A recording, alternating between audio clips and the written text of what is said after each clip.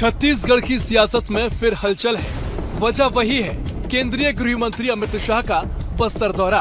अमित शाह के छत्तीसगढ़ की धरती पर कदम रखने से पहले ही गुरुवार को बीजापुर में 103 नक्सलियों ने आत्मसमर्पण कर डाला। अब ये संयोग है या राजनीतिक प्रयोग, इसको लेकर सियासी गलियारों में बड़ी बहस छिड़ गई है। हालांकि आरोप प्रत्यारोप तभी शुरू हो गए जब अमित शाह ने 31 मार्च 2026 तक नक्सलवाद खात्मे का ऐलान किया था। अब केंद्रीय गृह मंत्री अमित शाह छत्तीसगढ़ पहुंच चुके हैं और ये दौरे सांस्कृतिक और राजनीतिक दोनों ही लिहाज से बेहद अहम हैं। कल बस्तर में कई कार्यक्रमों में शामिल होंगे केंद्रीय गृह मंत्री अमित शाह। मां दंतेश्वरी मंदिर में पूजा अर्चना और सेवा पखवाड़ा प्रदर्शनी का करेंगे शुभारंभ। बस्तर दशहरा कार्यक्रम और मुरिया दरबार में शामिल होंगे अमित शाह। कार्यक्रम के बाद मांझी, चालकी, गायता के साथ लंच करेंगे केंद्रीय गृह मंत्री। वरिष्ठ अधिकारियों से नक्सल ऑपरेशन के संबंध में लेंगे जानकारी। शाह के दौरे से पहले 103 नक्सलियों का आत्मसमर्पण, बड़े नक्सलियों ने भी टेके घुटने। बीजेपी बोली, केंद्र और राज्य सरकार के संकल्प से छत्तीसगढ़ होगा नक्सलवाद मुक्त। अमित शाह के दौरे पर कांग्रेस ने खड़े किए सवाल, नक्सलियों के आत्मसमर्पण को बताया इवेंट। केंद्रीय गृह मंत्री अमित शाह के दौरे को लेकर पहले भी सियासी बम फोड़े जा चुके हैं, लेकिन इस बार नक्सलियों के आत्मसमर्पण और दौरे को जोड़कर कांग्रेस देख रही है। पीसीसी चीफ दीपक बैज ने नक्सलियों के आत्मसमर्पण को इवेंट करार दिया और कई सवाल भी खड़े किए। वहीं मुख्यमंत्री विष्णुदेव साय ने इस मामले में पलटवार करते हुए सरकार की तारीफ के पुल बांधे हैं। जब से हम लोग सरकार में हैं तब से आप लोग देख रहे हैं कि नक्सलवाद के साथ खिलाफ में लड़ाई में लगातार हमारे जवानों को सफलता मिल रही है और 450 से ज़्यादा नक्सली न्यूट्रलाइज भी हुए हैं और पुनर्वास नीति भी हम लोग अच्छा दिए हैं, तो उसका भी लाभ हो रहा है और लगातार आत्मसमर्पण करने वालों की संख्या भी बढ़ी है। 103 नक्सलियों का आत्मसमर्पण करने का सरकार दिखा रही है। ये अमित शाह जी के आने से पहले ही क्यों, हमारा सबसे बड़ा सवाल। अमित शाह जी केंद्रीय गृह मंत्री आ रहे हैं बस्तर, मैं समझता हूं कि इसको एक इवेंट की तरह ये सरकार इसको मैनेज कर इसको गृह मंत्री के सामने पेश करना चाह रही है। छत्तीसगढ़ में अमित शाह का दौरा एक बार फिर राजनीति की भट्टी में तपने लगा है। बीजेपी अब तक के एंटी नक्सल ऑपरेशन के आंकड़े को बड़ी उपलब्धि की तरह देख रही है। वहीं कांग्रेस सवालों की बौछार कर सरकार को कटघरे में खड़ा करने की कोशिश कर रही है। साथ ही कांग्रेस बीजापुर में नक्सलियों के सरेंडर को पॉलिटिकल कैलेंडर का टेंडर भी मान रही है।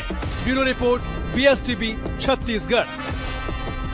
आप तो देना होगा, मैं आप सभी का स्वागत है। इस रिपोर्ट को देख के आप समझ गए होंगे कि आज चर्चा का विषय क्या है। चर्चा का विषय है कि बस्तर में अमित शाह, देश के केंद्रीय गृह मंत्री, बीजापुर में सरेंडर, लेकिन सियासत में क्या? दरअसल ये वह क्या है जिसकी चर्चा बीते कुछ दिनों से लगातार छत्तीसगढ़ में हो रही थी।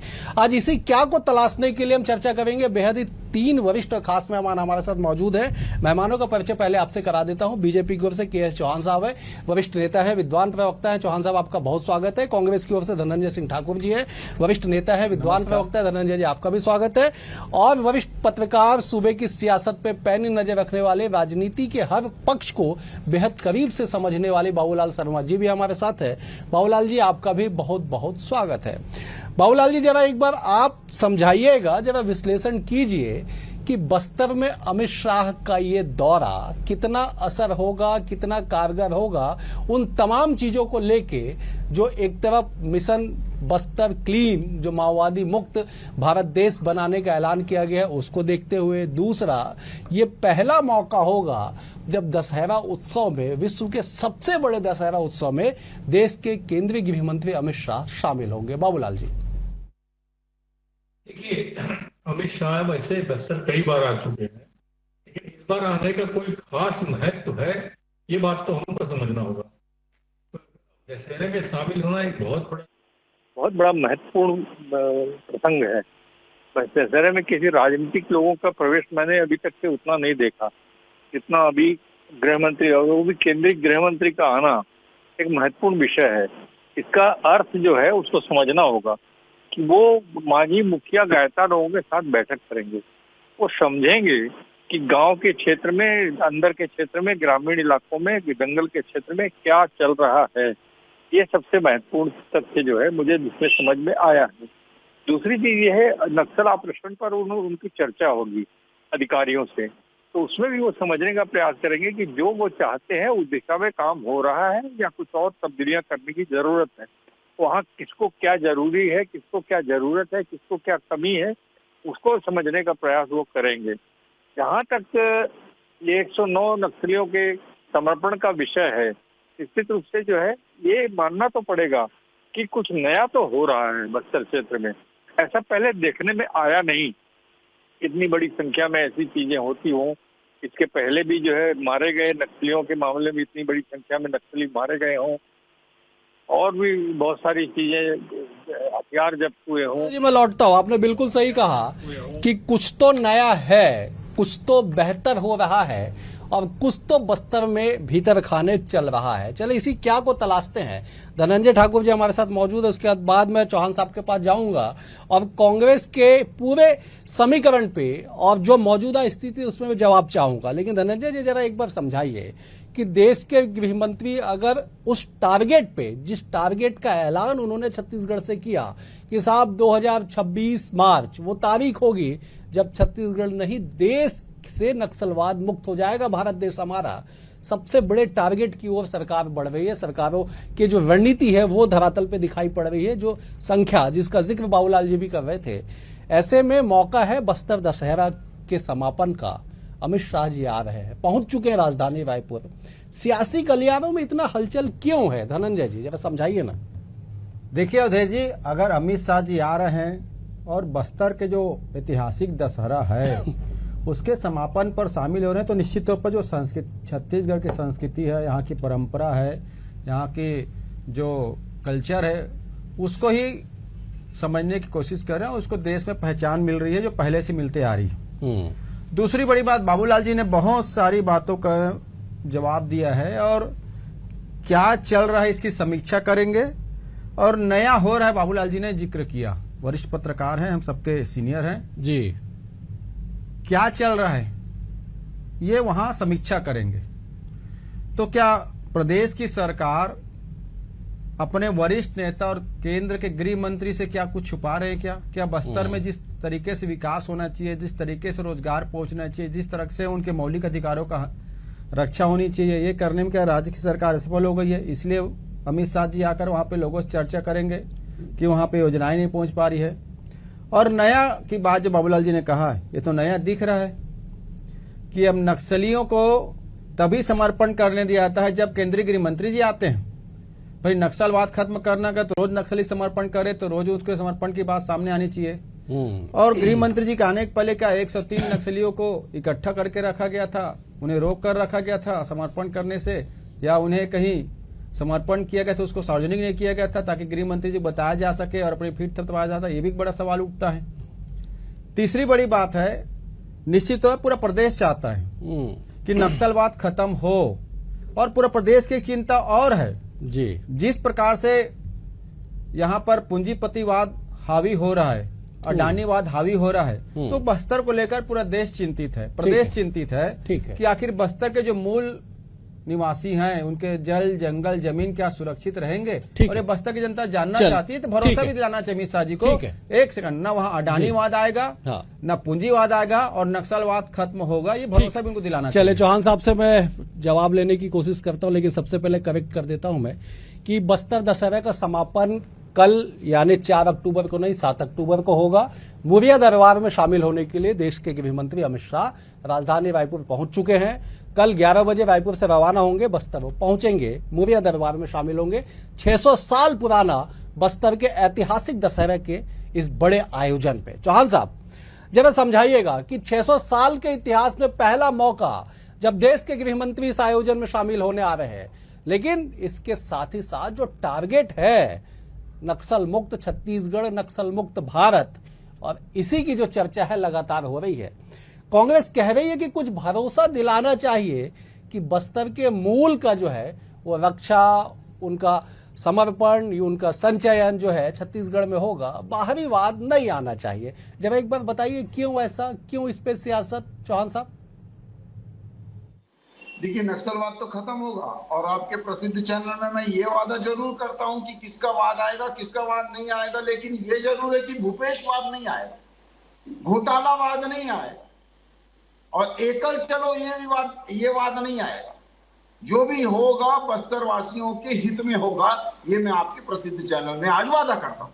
और वो भी ये भी वादा करता हूं कि जो भी होगा वो संविधान के हिसाब से होगा, सिस्टम के हिसाब से होगा, जो भी होगा वो कानून के हिसाब से होगा, जो भी होगा वो बस्तर वासियों के लिए, जो समृद्धि के लिए, जो शक्ति के लिए जो जरूरी होगा वो होगा, जो भी होगा वो बस्तर की जो डेवलपमेंट होगा उसके हिसाब से होगा। जैसे कि हम लोग पहले भी काम करते हुए आए हैं और अभी भी काम कर रहे हैं। हम एक अभियान में चल रहे हैं अवधेश जी, हम लोग अब एक अभियान में चल रहे हैं। हमको ये फर्क नहीं पड़ता कि कौन क्या बोल रहा है और कौन क्या नहीं बोल रहा है, हम सिर्फ अपना काम कर रहे हैं, मुंडी झुका के काम कर रहे हैं और हमारे को रिजल्ट चाहिए। जिस विश्वास के साथ बस्तर की जनता ने 12 सीटें जो पहले कांग्रेस को दी थी, जो विश्वास के साथ हमारे को भारतीय जनता पार्टी को सीटें दी हैं, उस विश्वास पे हम विश्वास में खरे उतरना चाहते हैं। हमको ये कोई फर्क नहीं पड़ता कि साथी प्रवक्ता कितना नेगेटिव बोल रहे हैं, इनके जो नेता है वो क्या क्या बोल रहे हैं, इनके पास पॉइंट ही नहीं है। जो भी है पॉइंट बिना सिर पैर के पॉइंट है, कोई पॉइंट ही नहीं है, लेकिन नकारात्मक चीजें बोलनी है क्योंकि इनके पास ना नीति थी, ना नियत थी, ना निष्ठा थी, ना नेतृत्व था। तो हमारे पास तो ये सभी चीजें है ना, और हम अभियान कर रहे हैं। ये सरकार नहीं चला रहे थे, ये तो सिंडिकेट चला रहे थे, लेकिन हम अभियान चला रहे हैं। हमारा मकसद है हमारा मकसद है हम विपक्ष में रहें या सत्ता में रहें, हमारा मकसद है। और इस मकसद का एक हम एजेंडा भी लेके चलते हैं। एक हमने 2026 जो डेडलाइन है वो रखी। आपने देखा कि आपने कौन सी जो यूपीए की सरकार हो या कांग्रेस की सरकार हो या भूपेश की सरकार हो, उसने कौन सी ऐसी कोई डेडलाइन दी? और बात सिर्फ ये छत्तीसगढ़ की बात नहीं है, हमारे को पूरे देश से लाल आतंक का नामो निशान मिटाना है, जो कि हम कई राज्यों में सफल हो चुके हैं और यहाँ पर सफलता की कगार पे है। और ये पेट में दर्द क्यों ना हो ये पेट, इनको नक्सलवाद खत्म होने से ज्यादा जरूरी है अपनी राजनीति चमकाना। ये राजनीति चमकाने आए हैं, इनको कोई मतलब नहीं है नक्सलवाद खत्म हो या ना हो। और ये आप क्या चाहते हो? जैसे आपके यूपीए के जो केंद्रीय गृह मंत्री हैं वो नहीं आए हैं, भाई हमारी क्या गलती है उसमें? क्या अमित शाह भी नहीं आए? चौहान साहब जवाब ले लेते, ठीक है चौहान साहब जवाब ले लेते हैं। धनंजय जी मौजूद हैं। धनंजय जी, 2-3 मोटी बातें जो चौहान साहब की बातों से निकल के आएगी। साहब, विपक्ष कुछ भी कहे, जो टारगेट है उसे पूरा किया जाएगा, उस राह पे आगे बढ़ा जाएगा। दूसरा ये कह रहे हैं कि जो भी बस्तर में होगा, संविधान, कानून, नियम, आदिवासियों की परंपरा, उनके विकास, बस्तर के विकास के ही परिधि में किया जाएगा, कहीं भी इसके इतर नहीं जाएगा। क्यों आप लोगों की ऐसी आशंका हो रही, जरा एक बार बता दीजिए। देखिए अवधेश जी, मैंने 2 बड़ी चिंता जाहिर की थी, एक पूंजीवाद और एक अडानीवाद को लेकर बस्तर में। मुझे उम्मीद था कि भाजपा के प्रवक्ता सिरे से मेरे इशारों को खारिज करते कि और आश्वस्त करते कि बस्तर में ना तो पूंजीवाद हावी होगा, ना अडानीवाद हावी होगा, वहां आदिवासियों की संस्कृति, जमीन, जायदाद सब चीज सुरक्षित रहेगी। नहीं कर पाए, कानून और संविधान में चल दी। मतलब जो इनकी जो मंशा और मकसद है बस्तर वासियों को बस्तर से खदेड़ने की, ये स्पष्ट हो गया, पहली बात। दूसरी बड़ी बात, इन्होंने यूपीए की बात कर लिया, इन्होंने दुनिया भर की बात कर लिया और ये हमसे पूछे कि केंद्रीय गृह मंत्री कांग्रेस की सरकार के दौरान क्यों नहीं आते थे। वो इसलिए नहीं आते थे चौहान जी क्योंकि राज्य के गृह मंत्री के ऊपर हमारी कांग्रेस सरकारों को भरोसा होता था, वो काम करते थे और हमारे केंद्रीय गृह मंत्री राज्य के गृह मंत्री से चर्चा करके मार्गदर्शन देते थे। पर आपका तो गृह मंत्री कोई काम का ही नहीं रह गया है, कानून नाम को संभाल नहीं पा रहे हैं, तो नक्सलवाद की मुहिम को कैसे आगे बढ़ाएंगे? इसलिए अमित शाह जी को आना पड़ता है और वो अमित शाह जी जो खुद आतंकवाद को नहीं रोक पा रहे हैं देश में, भाई याद है ना पहलगाम की घटना, हमारे 26 भारतीयों की शहादत वहां पर हो गई। पुलवामा की घटना सबको याद है। आपकी सरकार में पुलिस कह रही कि विदेश से पार यहाँ नस्ली वस्तुएं आ रही है, उसको नहीं रोक पा रहे हैं। खैर वो गृह मंत्री हैं, आए जाए स्वतंत्रता उनकी है, लेकिन गृह मंत्री अमित शाह जी को बस्तर में कल जो समापन समारोह आ रहे हैं, जो मुरिया दरबार में शामिल होंगे, वो बस्तर के आदिवासियों के भरोसा दिलाना पड़ेगा कि बस्तर के नगर नार संयंत्र बेचा नहीं जाएगा। बस्तर में एनएमडीसी के कार्यालय खुलेंगे और बस्तर की खनिज संपदा पर आदिवासियों का हक रहेगा। उसमें ना अडानीवाद शुरू होगा ना पूंजीपतिवाद शुरू होगा। ये सिंपल सा सवाल पूछा हूँ, आपको आश्वस्त करना है। ठीक है चौहान साहब, मैं आऊंगा आपके पास। चौहान साहब मैं आ रहा हूँ, 1 मिनट आ रहा हूँ। मैं एक बार बाबूलाल जी का रुख करता हूँ, फिर उसके बाद मैं आता हूँ आपके पास। आप भरपूर समय लेके जवाब दीजिएगा। बाबूलाल जी, बात विश्वास की हो रही है। धनंजय जी कह रहे हैं कि विश्वास, हमारे मतलब यूपीए के गृह मंत्री इसलिए नहीं आते थे क्योंकि राज्यों की मौजूदा बीजेपी सरकार पे भरोसा था, उनके मार्गदर्शन में काम होता था। मौजूदा गृह मंत्री समीक्षा करने आ रहे हैं, भरोसे की बात वो कर रहे हैं। लेकिन भरोसा अगर बस्तर के उन आदिवासियों का बढ़ा, यही वजह है कि जाके उन्होंने अमित शाह जी को आमंत्रित किया और उनके आमंत्रण पे वो रायपुर पहुंच चुके हैं। कल वो बस्तर में मुरिया दरबार में शामिल होंगे। फिर इस सियासी परिधि में जरा इस बात का भी जिक्र करना होगा कि इन तमाम आयोजन और जो टारगेट है नक्सली मुक्त का, उसके बीच में हमारे आदिवासी कहाँ है? बाबूलाल जी देखिए, धनंजय सिंह ठाकुर ने एक बहुत बड़ी बात कही और स्पष्ट कहा, कोई किंतु परंतु वाली भाषा नहीं बोली। उन्होंने साफ कहा कि भाजपा के प्रवक्ता स्पष्ट रूप से इस बात का आश्वासन दे दें कि वो अडानीवाद वहां नहीं आएगा और पूंजीवाद वहां नहीं रहेगा और एनएमडीसी के कार्यालय खुलेंगे और नगर नार का स्टील प्लांट नहीं बिकेगा। ये जो बात कही थी, तो निश्चित रूप से प्रवक्ता जो है उसको अगर ये बात कह देते तो यहाँ बात खत्म हो जाती, लेकिन वो शायद नहीं कह पाएंगे क्योंकि ये मामला बहुत बड़ा है। ऐसी बात कहना जो है वो केंद्र के ही हाथ में हो सकता है, स्थानीय राज्य का कोई भी नेता जो है इसको नहीं बोल पाएगा, इसलिए शायद वो नहीं बोलता हूँ। तो उसके बाद जो है अभी वो बोलने को बाबूलाल जी समाप्त कर ले, मैं आ रहा हूँ आपके पास। जी बाबूलाल जी आप कंप्लीट कर लीजिए, फिर मैं जाता हूँ चौहान साहब के पास। देखिए, सबसे बड़ी चीज है, आज एक बहुत बड़ी बात कही है विजय शर्मा जी ने, गृह मंत्री राज्य के जो है, उन्होंने एक सभा में कहा है कि वो बड़ी महत्वपूर्ण बात है कि देखिए नक्सलवाद खत्म होगा 2026 तक और हथियार खत्म हो जाएंगे, लेकिन वैचारिक जो लड़ाई है वो तब भी जारी रहेगी और वो जारी रहेगी। माने यही नक्सलवाद में हथियार छूट जाएंगे लेकिन वैचारिक लड़ाई जारी रहेगी। तो उसके लिए जो है समाज को खड़ा होना पड़ेगा। बहुत बड़ी बात कही है, मुझे तो ये बहुत बड़ी बात लगी।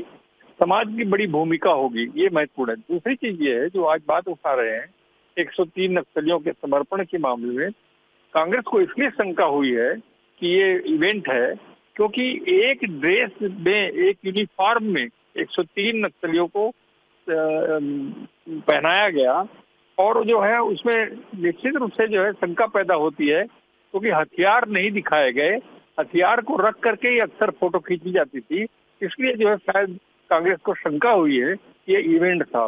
दूसरी चीज ये है कि विश्वास भी करना पड़ेगा क्योंकि उन्होंने साफ साफ लिखा है भारतीय जनता पार्टी ने कि लाखों के इनामी भी इसके अंदर मौजूद है। नाम दिया उन्होंने, आज अखबार में मैंने देखा है। तो जब नाम सहित अगर किसी इनामी नक्सलियों का नाम दिया जा रहा है और अगर वो है उन 103 लोगों में, तो निश्चित रूप से उसे विश्वास भी करना पड़ेगा कि ये ऐसा सच्चाई है इसके अंदर। वैचारिक लड़ाई के लिए जनता तैयार है। बात भरोसे और विश्वास की है, क्योंकि अगर आप आंतरिक मामले पे किसी जंग में बढ़ रहे हैं तो आपको भरोसा जीतना होगा। लोगों का भरोसा विश्वास जब तक आपके पास नहीं, आपके साथ नहीं आएगा, तब तक जो है दिक्कतें होंगी। चौहान साहब आप अपनी बात कंप्लीट कर लीजिएगा और जरा इस भरोसे पे भी एक लाइन कह दीजिएगा कि 103 माओवादियों का समर्पण छत्तीसगढ़ में एंटी नक्सल ऑपरेशन के तहत सबसे बड़ी संख्या में समर्पण, जिसपे सवाल उठ रहे कि ये सियासी प्लानिंग था। चौहान साहब देखिए अवधेश जी, हमारे बाबूलाल शर्मा जी बहुत ही वरिष्ठ पत्रकार हैं और उन्होंने ये बोल भी दिया है कि भाजपा के प्रवक्ता ऐसा नहीं बोल सकते।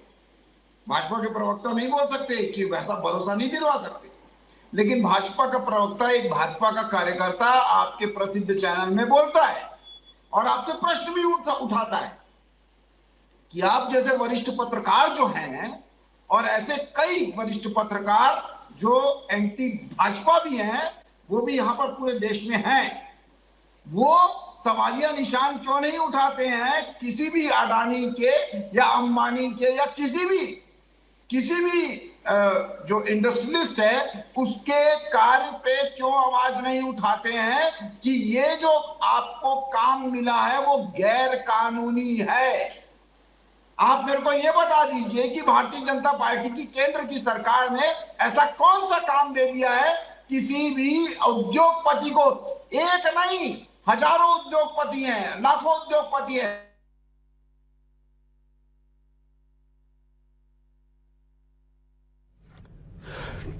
ठीक है चौहान साहब आपकी बातें आ गई। देखिए दरअसल दिक्कत ये है कि बाबूलाल जी जो कह रहे हैं वो कह रहे हैं कि साहब केंद्र के मामले पे जिस निर्णय को केंद्र को लेना है उस पे राज्य के मंत्री क्या प्रवक्ता भी उस पे सक्षम नहीं है बोलने के लिए। आप उनकी मंशा को समझिए, उस शब्द पे मत जाइए कि बीजेपी के प्रवक्ता कह नहीं सकता। दरअसल ये मामला केंद्र का है, केंद्र निर्णय लेगी कि वहां पे एनएमडीसी, नगरनार, तमाम चीजों पे करना क्या है, बस्तर का विकास होना कैसे, राज्य और केंद्र मिलकर निर्णय लेगी। आप और हम केवल चर्चा कर सकते हैं उस पे। तो खैर किसी की मंशा पे सवाल उठाना थोड़ा सा जल्दबाजी होगा। शुभकामनाएं हैं कि बस्तर से माओवादियों का खात्मा हो। मैं लौटूंगा आपके पास चौहान साहब, मैं जब धनंजय जी का रुख करता फिर आपके पास सीधे आता। धनंजय जी, बात उसी भरोसे की है। चौहान साहब कह रहे हैं कि साहब भरोसा है इसलिए यहां तक के लड़ाई पहुंची है और इसका समापन भी होगा। जरा बताइए क्यों आप लोग भरोसे पे सवाल उठाते? देखिए मैंने कहा ना, केंद्रीय गृह मंत्री है अमित शाह जी, छत्तीसगढ़ में आकर टारगेट फिक्स किए हैं कि 2026 मार्च में नक्सलवाद खत्म होगा जी। कभी क्या प्रधानमंत्री जी को ये कहते हुए सुने कि पूरे देश में मार्च 2026 में नक्सलवाद खत्म होगा? एक भी आप उनका बयान दिखा दीजिए मुझे। अमित शाह जी का एक बयान कहीं भी दिखा दीजिए कि वो देश में बात को कहा हो कि 2026 में कैसे राज्य नक्सल प्रभावित है ना, आज भी कहीं 2 जिला है, कहीं 5 जिला है, कहीं 7 जिला है, महाराष्ट्र है, कई सारे सूची में देख रहा था। तो कभी आपने सुना कि देश में नक्सलवाद मार्च 2026 में खत्म होगा? कभी मैंने आज तक ना तो नरेंद्र मोदी जी के श्री नहीं धनंजय जी, ना अमित शाह जी के। धनंजय जी फिर चौहान साहब आपको टोकेंगे तो आप कहेंगे 3 दिन पहले एक बड़ा आयोजन दिल्ली में हुआ, उन्होंने स्पष्ट कहा, 3 दिन पुरानी बात कह रहे हैं, बाकी छोड़ दीजिए, कि मार्च 26 जो टारगेट सेट है उससे पहले ही नक्सलवाद का खात्मा हो जाएगा। 3 दिन पहले उन्होंने दिल्ली में कहा है। मैंने आज तक नहीं सुना है, ठीक है, विधिवत तौर पर आज तक मैंने नहीं सुना है कि अमित शाह जी ने बात कही हो। मैं छत्तीसगढ़ में सुना हूं, इनको सारे ने छत्तीसगढ़ की बात करते। ठीक है, बहुत और मैं आपसे कह रहा हूं छत्तीसगढ़ से भी नक्सलवाद खत्म होना चाहिए। हमारी सरकार ने भी काम किया, उस दौरान भी अमित शाह जी आके छत्तीसगढ़ सरकार के कामों की तारीफ करके गए। ठीक है, मुझे समाप्त होना चाहिए। ठीक, लेकिन मैं जिस चीज को कह रहा था कि ये चिंता है देश प्रदेश की कि अडानीवाद पूंजीवाद हमारे आदिवासियों को खत्म नहीं कर देगी। ठीक है, समाप्त, इस बात का भरोसा चाहते हैं। ठीक है चौहान साहब, 10 सेकेंड में आप जवाब दे दीजिएगा। केंद्रीय गृह मंत्री रायपुर पहुंच चुके हैं। कल बड़ा दिन बस्तर के लिए, क्योंकि बस्तर दशहरा के मुरैया दरबार में शामिल होंगे। लेकिन सवाल नक्सलवाद के खात्मे और नियत और मंशा पे उठाई जा रही। 10 सेकेंड में संक्षिप्त में जवाब दे दीजिए। अवधेश जी, हमारा नाम नहीं हमारा काम बोलता है।